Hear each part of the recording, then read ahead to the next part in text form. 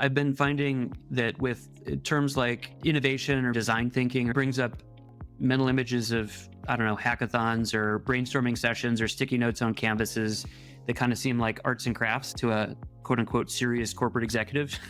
If we're defining innovation as how to make the best decisions possible under conditions of uncertainty, then that's a capability that's directly relevant to creating value for customers, increasing shareholder value. Lean startup to us. At the center of it is build, measure, learn. Build is frequently misunderstood. It's what's the most minimal and yet still viable experiment we could build to achieve that learning. Notice I didn't say the product necessarily, and the viability applies to its ability to test the assumption, not the viability of the product itself.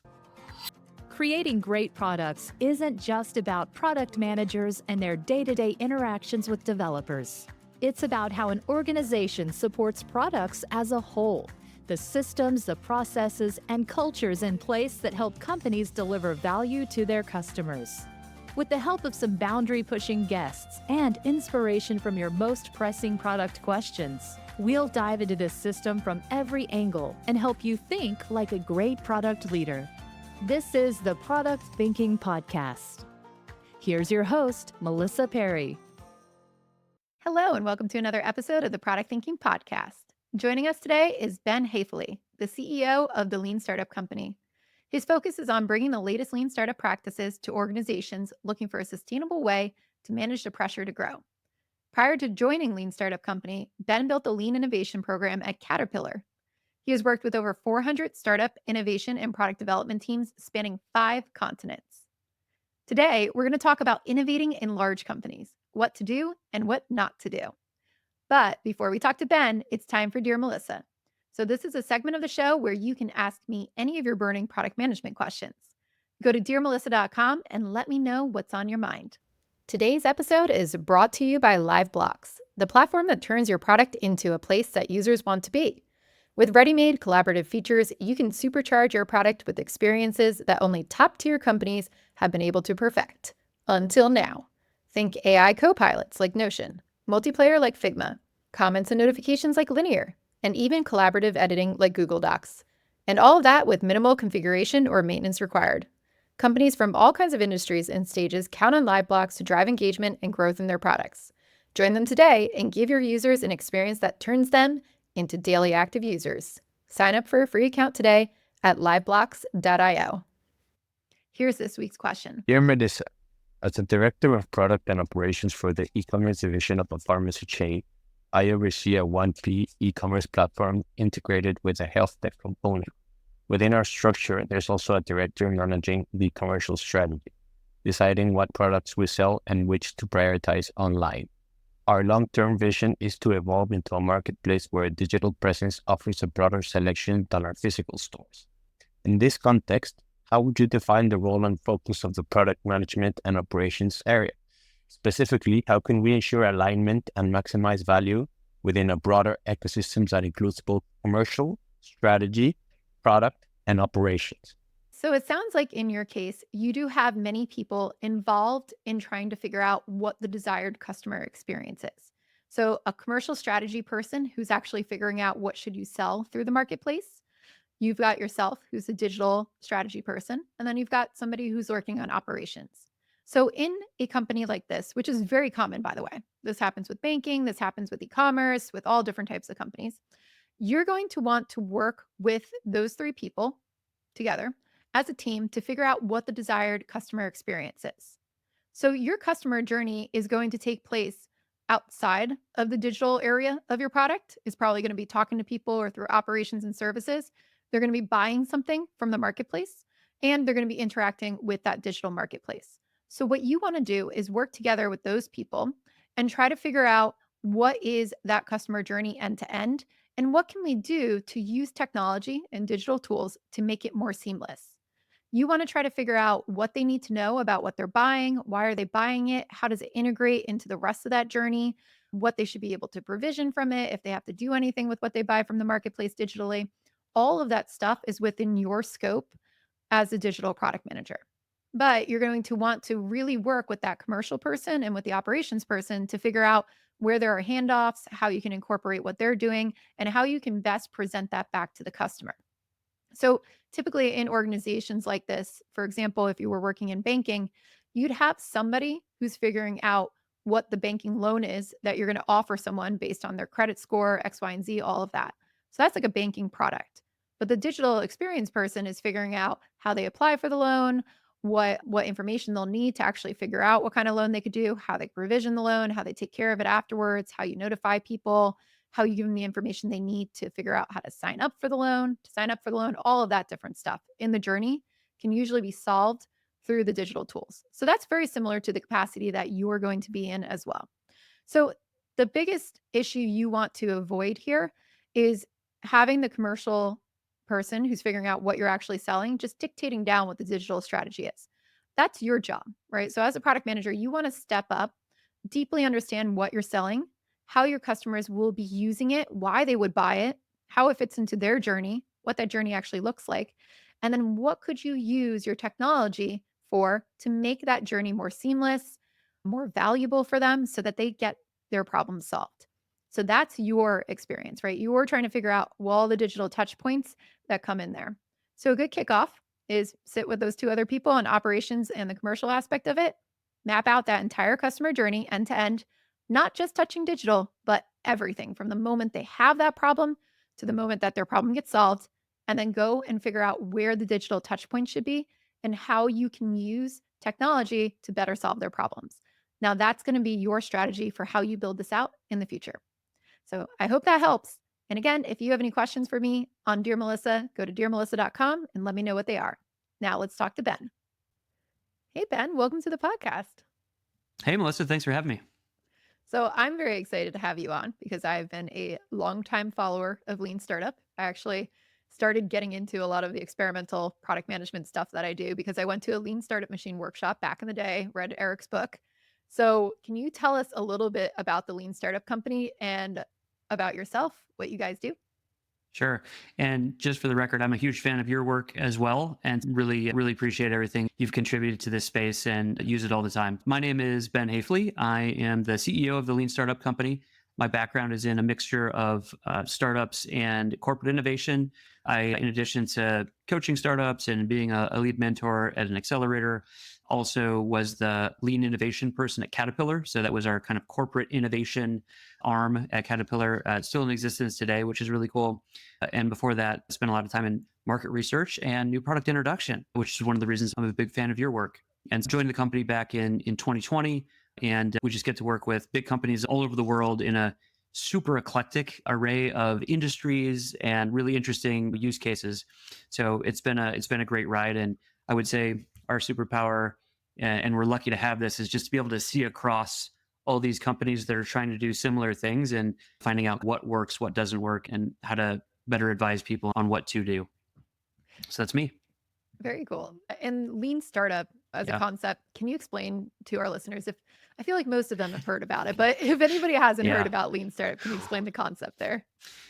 So that's a great question, and we could do an hour on that. I would say that Lean Startup was codified by Eric Ries, who's our founder at the Lean Startup Company, in 2011 in his book, The Lean Startup. And in that book, he was very deliberate to say, hey, this incorporates things like design thinking and user research and UX and agile principles and all that kind of stuff.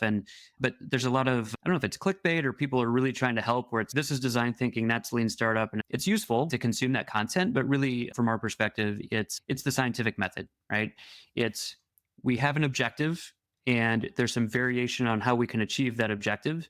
So how do we state what we think will work and then test it and find out if we're right enough times to vet, shape, and de-risk the path forward?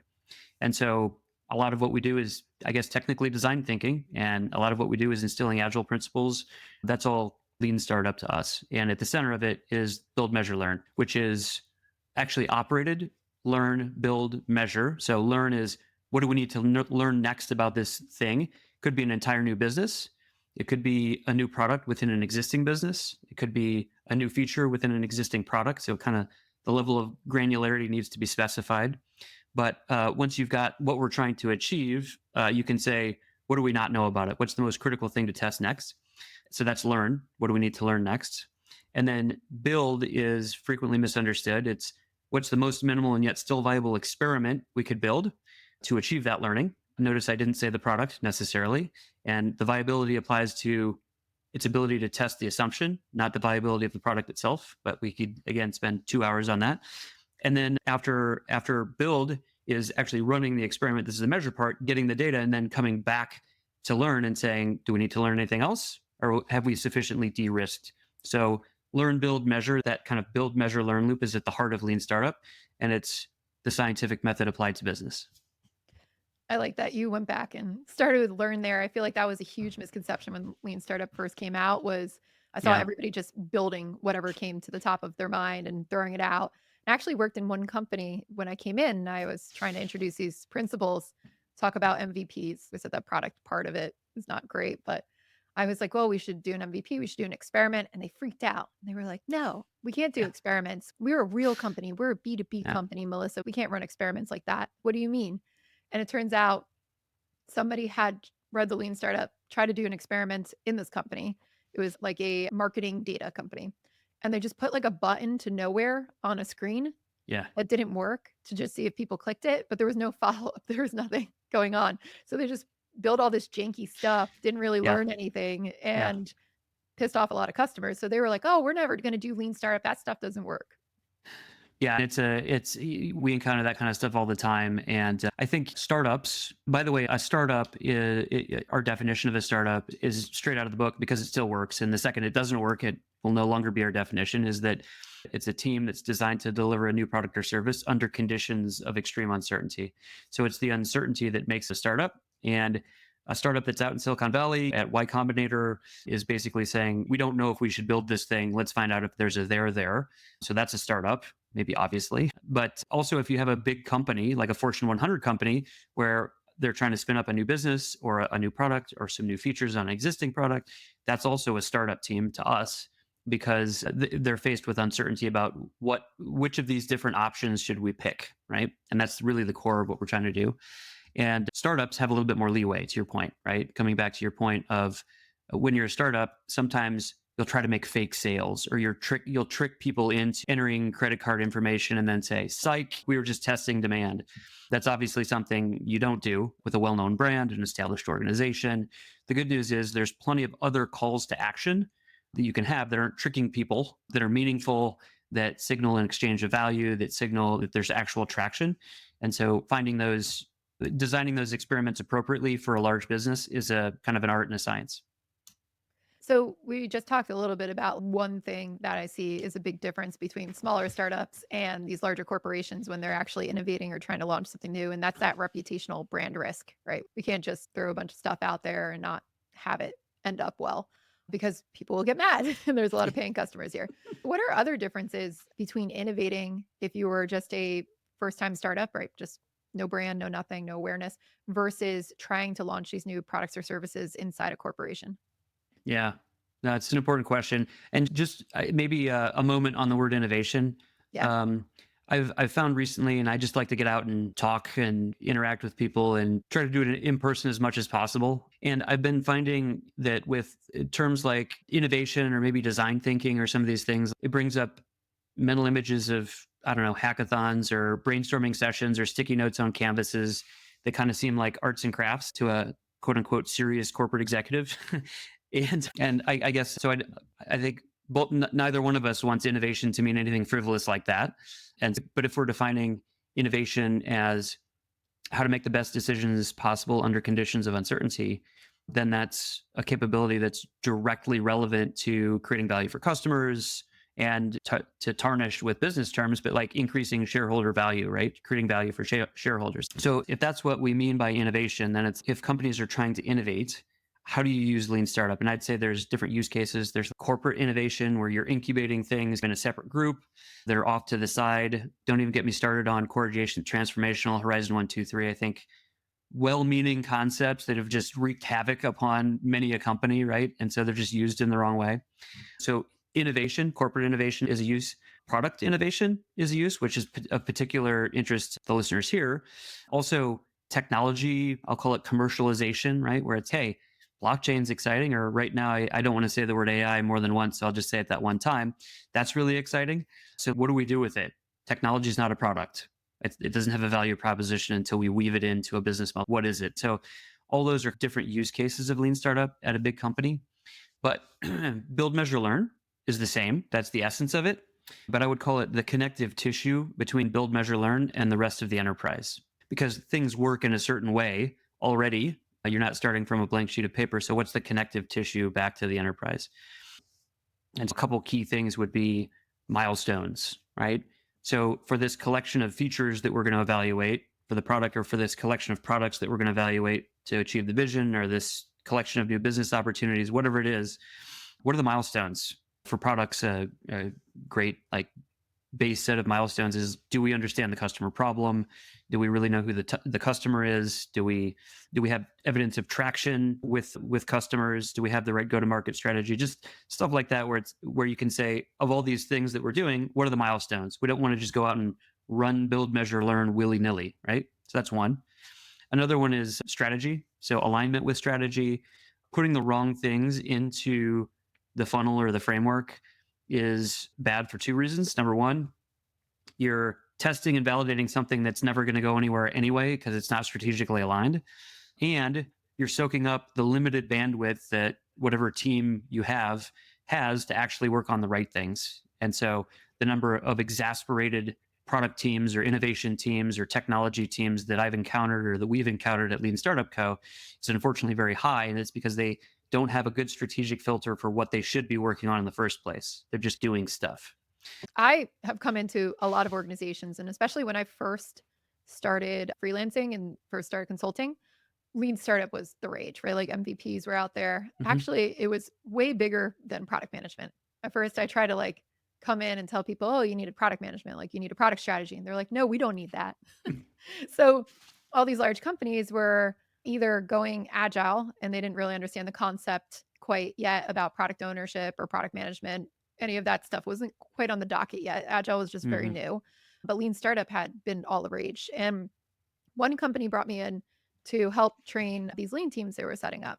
And I thought it was like the most noble of intentions. I thought it was amazing. Like, company that's been around for over 100 years, this big financial institution. And they said, we want to help our people innovate. So they took people from inside the organization, set them up separately in these lean teams. We were in separate rooms. They said, we're going to help these people think like a startup so that they can learn to experiment within this company. Mhm. And I would come in and I was teaching them about build, measure, learn. I was trying to slip some good product management practices in there as well under the Yeah. guise of lean teams. And what happened with it is, when I came in, I asked, what are the goals that they're experimenting towards? Are you trying to create a new business line? Are you trying to increase revenue? Are you trying to do this? And they're like, oh, we didn't really set up goals for them. We just want to Yeah. teach them to experiment. So I said, okay, let's try to find some goals. What could they do this around?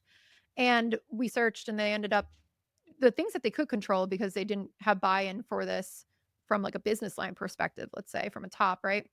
Were very small. They were very minute. And they had the teams looking around for what they could affect, rather than saying, hey, this is what I want you to affect. And it was so tiny that these teams who did great work under these conditions, they went out, they experimented, they tried to run experiments, they found out what they could improve, but then everybody dismissed it because it was so small. It was like, oh, well, we don't really care about X, Y, and Z with 20%. Yep. That's just not really important for our business. And to their credit, that was the feedback we gave them, and they iterated on it. And they said, okay, I said, you need to do this attached to a product line now, right? Like something within a business that you care about. And that was the next iteration. And then they iterated. And now we're on to setting up product management as a whole in there. Yep. But it's been really interesting to see how people have approached this in different segments to try to figure out how to weave this into their organization. Yeah, and I think you're exactly right. It's about saying, here's the strategic filter, and it needs to be as narrow as possible, quite frankly. It needs to be aligned with corporate strategy. It needs to be aligned with business unit strategy, because if you do a good job of incubating something that no line of business in your company will ever scale, then why are you doing it? And so that amount of, and for some reason, defining that strategic filter, it doesn't take an incredible amount of work, but for some reason, companies are just incredibly reluctant to do that. And they say, let's just get on with the lean startup stuff. And you're like, no, we want to make sure you're getting value for your money. Let's spend a little bit of time up front thinking about the strategic filter. And I'll also mention, if we think about like a funnel where we've got a vision and then we've got optionality about how to achieve the vision. And the funnel is the narrowing in of exactly how we're going to achieve the vision. You know, what we expect to come out of the funnel is really important. So, I was just talking with a customer earlier who's, yeah, we have a $2 billion target by 2028. Okay. That's really helpful because now how much do we have to load into the top of the funnel in order to get 2 billion out of the bottom? So alignment with different strategies across the organization, of course, which should all be integrated. And you obviously have done a lot of evangelizing on that. But then also, what do we expect to get out? So let's make sure we put enough in, because it is a funnel. The whole idea, the whole shape of a funnel is a funnel because of pivot, persevere, kill. Mhm. If we're not killing any of the things that we put in the funnel, or we're not pivoting, then it's a tunnel. It's not a funnel. But whatever you start, you're going to finish no matter what. And that's not innovation, because by definition, we can't pick the winners. Right? Yeah, the top of the funnel piece that you were talking about, like I see a lot of organizations who go, "Hey, I just want to start a new business line that makes $2 billion a year." And Yeah, then that's the they tell strategy. people to go. That's the strategy. What, obviously, I've seen that not work out. What do you need? What's the right conditions to set up a team to say, "Hey, okay, now you're ready to go out and actually explore what's going to work"? Yeah. So it's double clicking on the strategic filters, right? Which it's an easy thing to say, but it is involved to design those. I always like to have some sense of, there's different words for this that different customers of ours use, but sometimes I'll call it an exit strategy partner. Which business line would take this were we to successfully incubate it? That's also been called the execution partner. Got one client that calls it a homeroom. Doesn't really matter what we call it. It's where do we think this is going to land? And it actually gets back to one of the things that's different about lean startup at a big company is thinking about resourcing, right? When you're a startup, Y Combinator, whatever, you're like, we need people to do this work, and it's really clear who you need, and you don't have to do change management as much because you're not handing it off to a business unit. And the word handoff is really important. I'll come back to that hopefully. Starting with the end in mind about, in some cases we know where it would go, in other cases we don't, and constructing the team appropriately. So another big one is, who does the build, measure, learn work? And of course, I would say it needs to be a small cross-functional team, small as possible, to be still cross-functional enough to run, build, measure, learn on those early milestones. But there's also a change management piece to it. So if you're in a corporate incubator or you're even within a business unit, you want to start small. You don't want to get too many people involved because there might not be a there. If you've got 5 milestones, you might not make it through the first 1 or 2. It's a funnel, right? Not everything's going to make it by definition. So you want people to be aware of things, but you don't want to get them whipped up and excited about everything that's at the top of the funnel and get buy-in. And you can only start when everybody agrees this is a great thing, because that's too much buy-in for the top of the funnel. But they need to be aware. And then the art is, as you move through the funnel or you move through the process, it's who do you bring over? Who do you add? Which team members need to join your small team so the team becomes bigger in a very deliberate way? And I always love to monitor the usage of possessive pronouns. And there should never be a discrete handoff moment. It should be a continuous handoff. And the exit strategy partner, or whatever we're calling that group that's taking it, should be using we in our project. We are doing this. The second they start saying you people over in product, or you people over in innovation, or you people over in technology or R&D, you're like, all right, time out, pronoun violation. Let's go back and, like, where did we go wrong? Because this is all about us, right? If you don't feel ownership over it, there's no reason for us to do this, because this is your project. This is your initiative. And if you don't feel ownership over it, there's a very small chance that you're actually going to scale it. So we shouldn't be working on it in the first place. I've seen that a lot, this like us versus them mentality when you have Mhm. these innovation teams. And I think that's something that a lot of organizations are trying to grapple with. Uh, People who are in the part of the business that is making all your money, which is important, right? Are looking at all these people Yeah. in the innovation going, hey, like they get to work on the cool stuff. I have to fix this legacy platform, and your legacy platform could be making tens of billions of dollars, but they're still not going to be happy about fixing it. Versus those people got to do fun, cool things and experiment and do all the new stuff, and they don't have to worry about it. How do you deal with that? What's the right way to set that up so you don't have that kind of friction? Yeah, and I think I mentioned the arts and crafts feeling. It was like what you're talking about there, which is, hey, that's all great, but like the rest of us have real jobs to do.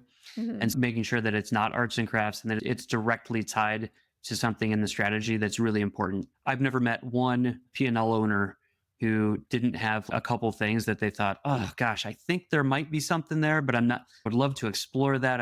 I'm not sure. Right. And that's the stuff we want to work on. Not, hey, wouldn't it be great if we had a AI powered drone that does 3D printing, whatever, just like technology for technology's sake.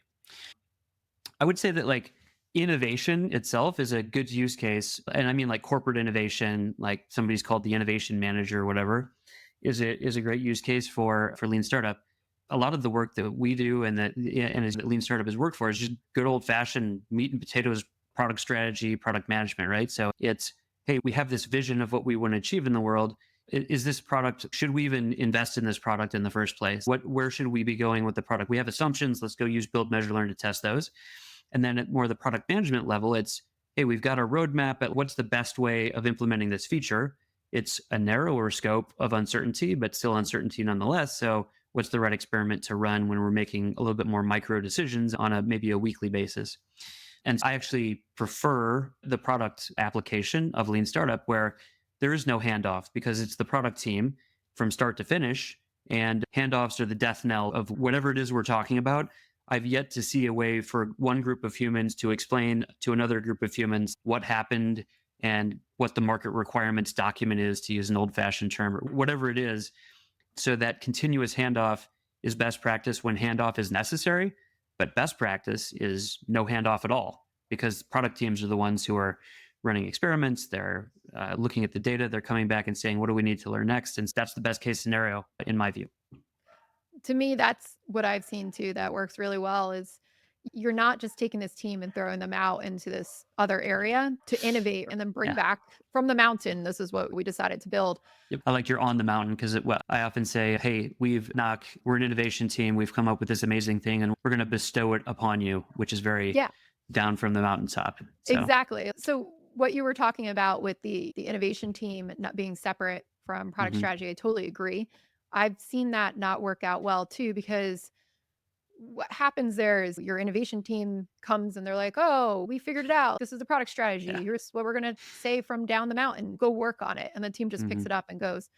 But what's happening there though, especially in the product management aspect of it, I see so many people not think that innovating or creating new things is part of their job then as product managers. They're like, "Oh, Yeah. we work on this incremental improvement type stuff," but they never think of what could we be doing differently? Should we rip this all up and do something else because they think all of innovation comes from that team and it's not something that's baked in. Yeah, yeah, I totally agree. And it's back to the problem with the word innovation, right? Innovation is solving a problem in the best way possible, full stop. And if we have the most technologically marvelous thing that we've invented, and it solves a problem equally as well as if we just hired a new person and Mhm. they worked 40 hours a week on it, which one's the best solution? It's whatever one solves the problem the best way. So it's not technology for technology's sake. I think I said earlier, I don't like the whole core adjacent transformational framework because that works in retrospect. Like we're looking back and, oh, look at the way these things turned out. But it's a bad way to plan forward because then it makes you think, well, we can't work on that because that's core innovation and we're focused on transformational. It's no, we're all focused on solving problems the best way we can for customers. That's it. And I agree. I think I'm trying to find a better word for innovation. And sometimes I'll say research, sometimes I'll say problem solving, sometimes I'll say creating value for customers. It's a tough word to try to wiggle out of. I like when you say the research pieces on that too, because Yeah. I feel like with lean startup, there's a common misconception that you don't do any work or research before you actually start experimenting. And I think we've been talking about how you need that strategy to come in and do that. Yeah. But everybody just jumps into that build a lot of the times, or they're like whack a mole of what can we actually solve instead of Yeah. going out and doing the customer research components of it. So when you think about, obviously, it's the minimum viable experiment we've been talking about in Hmm. lean startup, but when you think about what type of work needs to precede that minimum viable experiment, like how much do you think about jumping into building right? And getting something out versus like, how much research should we be doing to make sure that this is the right strategically aligned thing or this is the right strategy to go after?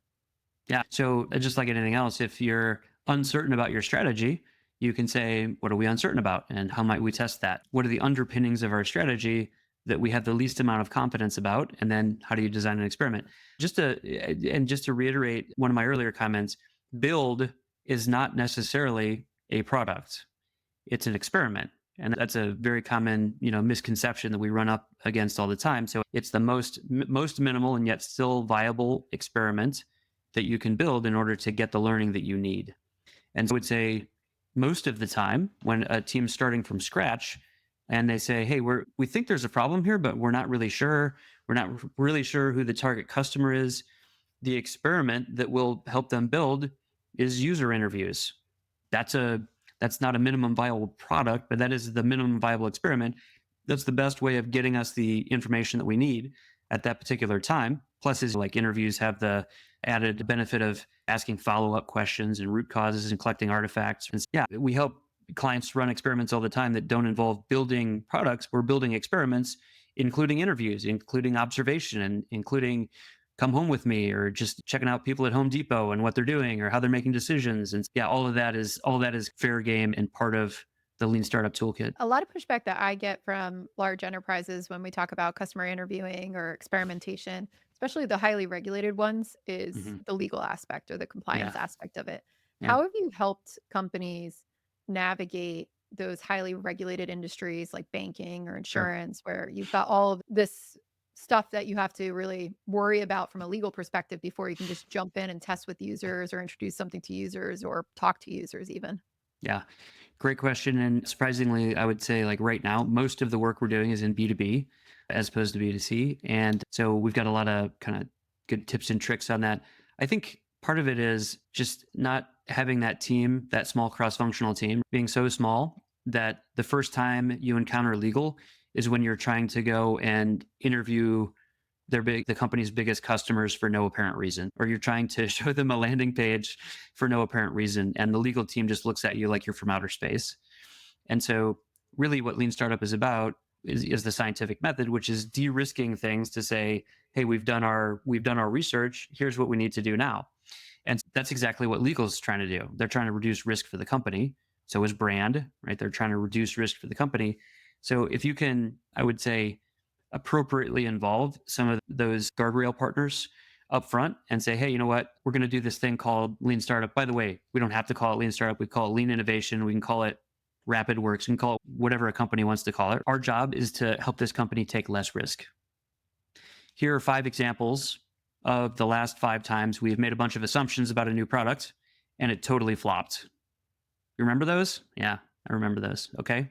Our job is to reduce that risk. And so we're actually in the same business. You're trying to reduce risk. We are all trying to reduce risk.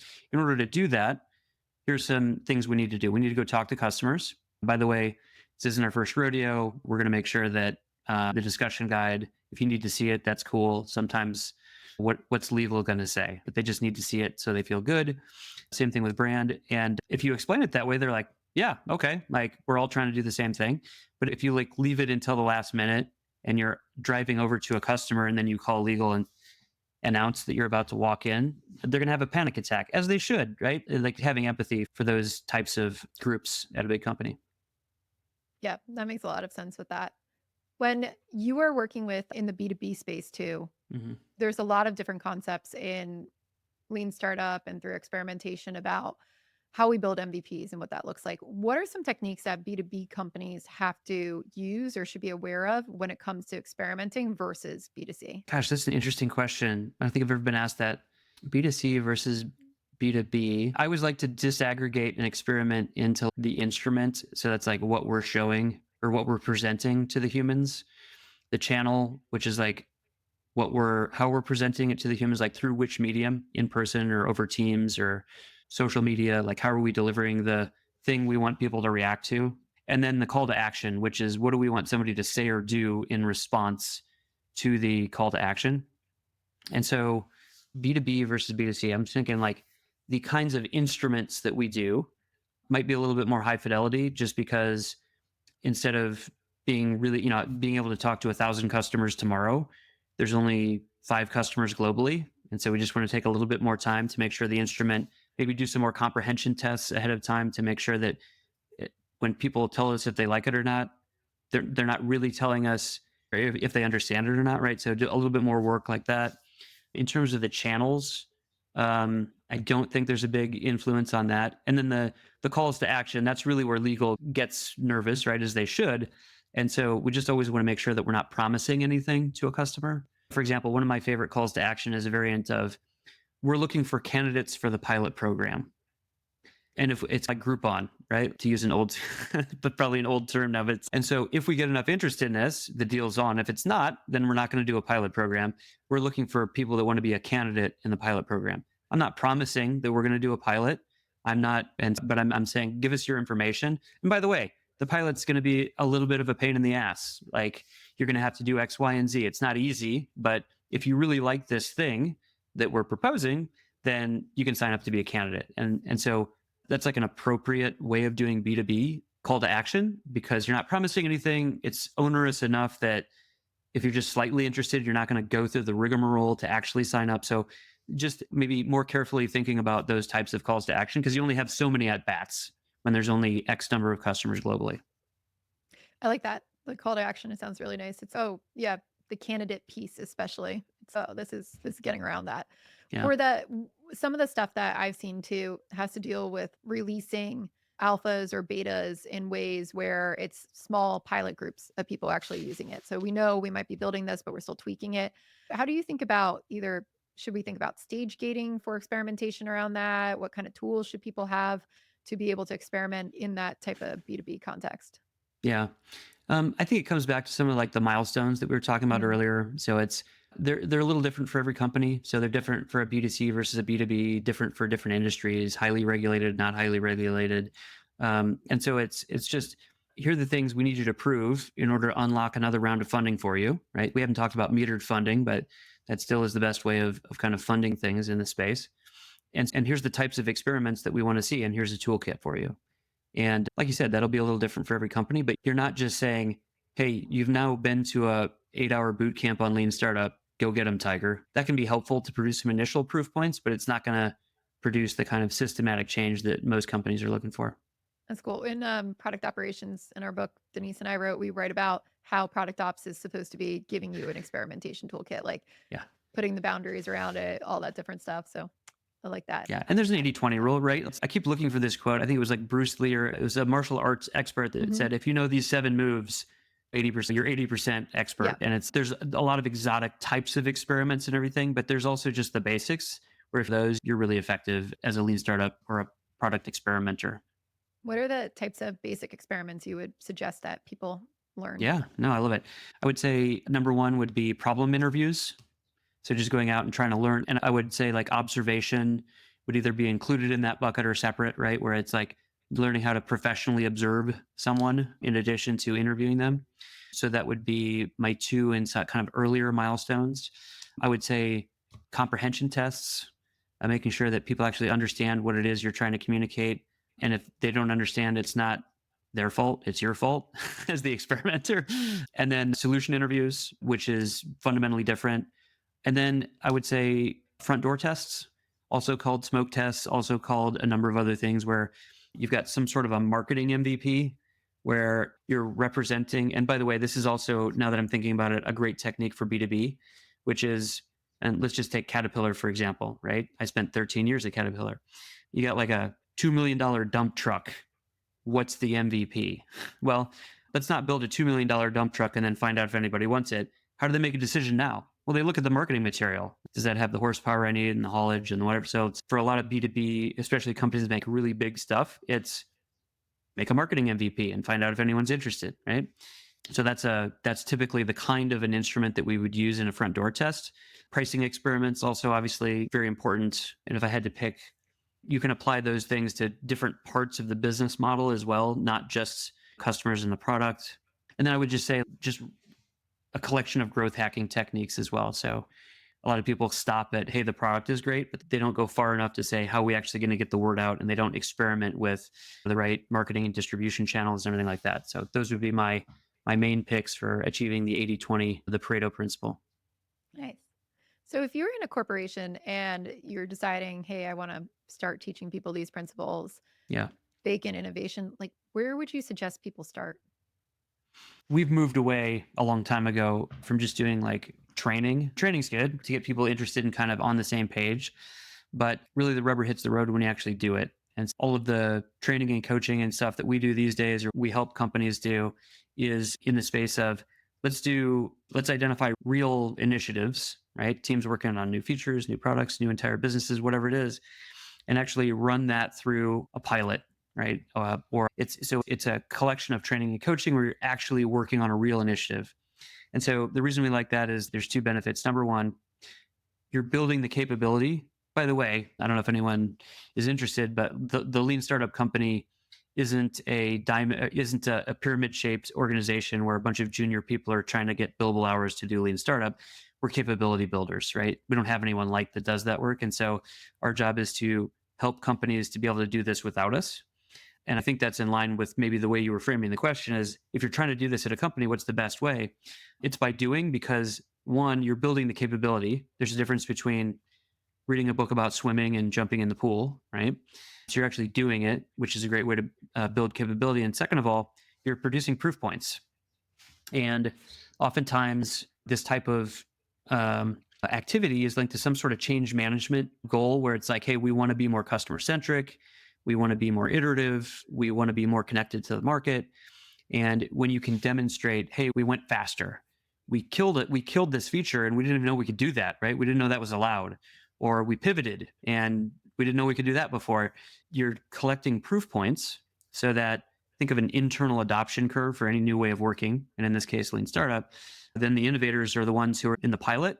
And then the early adopters say, oh, okay, I get it now. I'm going to do that. And then the early majority has some examples because the early adopters did it. And you can earn your way across the internal adoption curve as opposed to forcing it on the entire adoption curve, which has never worked.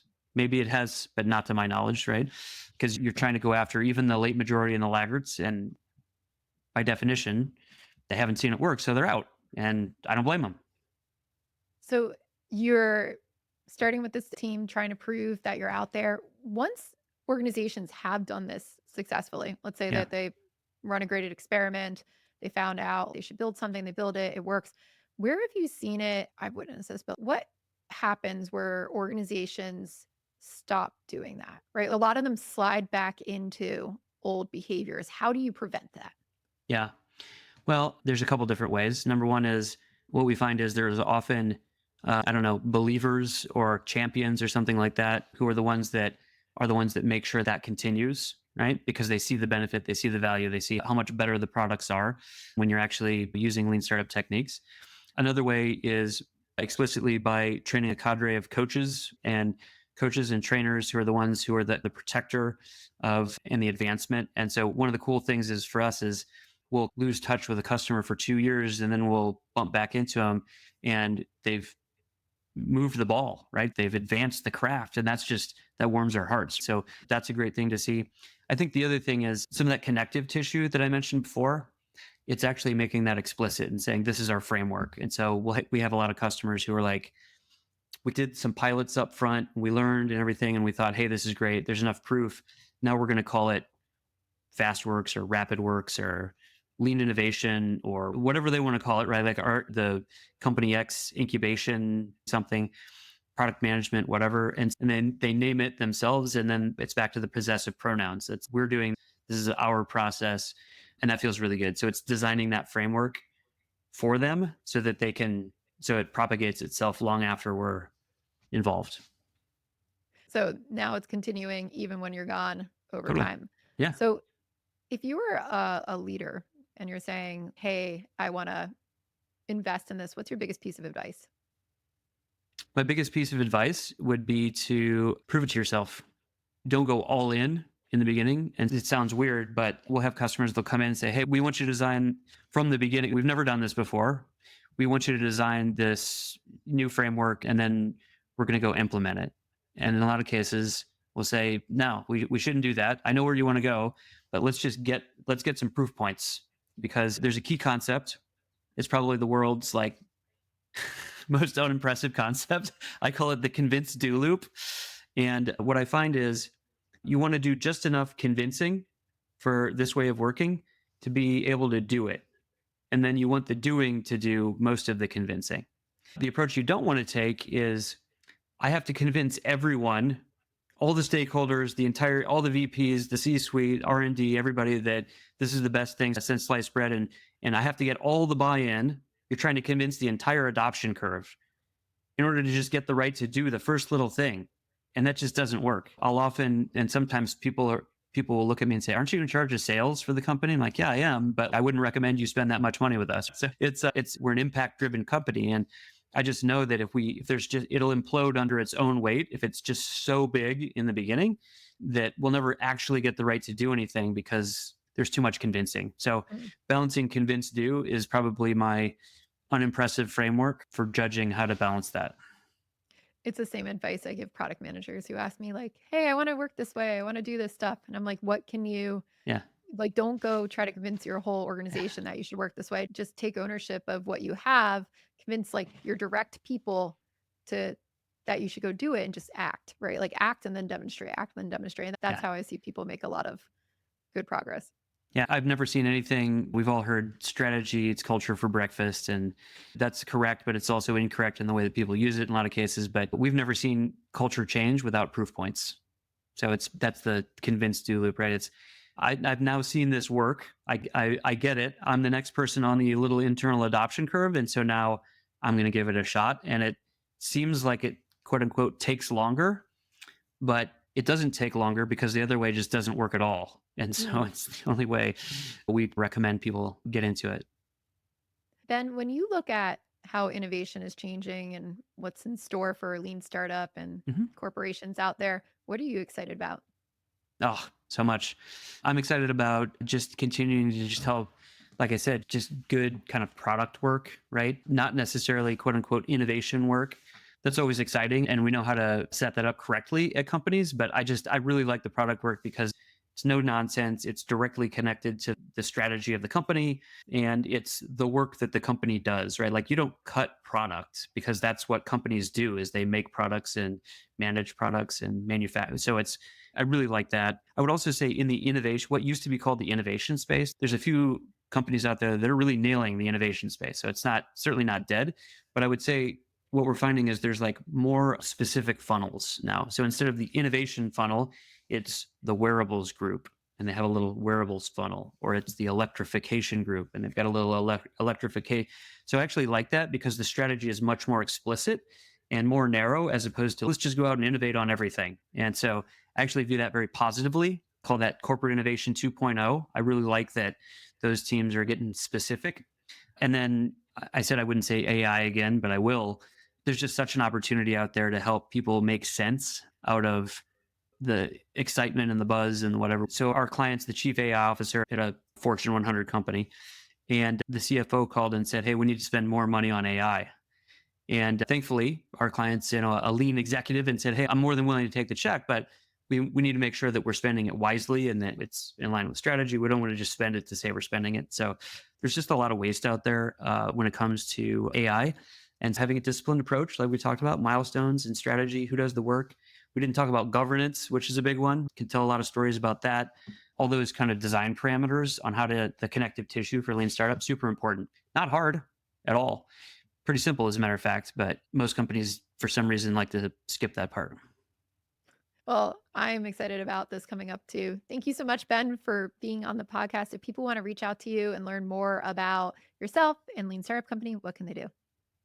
Well, great. My last name is Hafele, so hopefully that'll be in the show notes, Hafele. So you can find me on LinkedIn, Ben Hafele. You can also go to leanstartup.co to learn more about the Lean Startup Company. And then my email address is ben.hafele@leanstartup.co. Cool. And we will definitely put all those links in the show notes at productthinkingpodcast.com. Thank you Great. so much for listening to the Product Thinking Podcast. We'll be back next Wednesday with another amazing guest. And in the meantime, you can send me all of your product management questions to dearmelissa.com. We'll see you next time.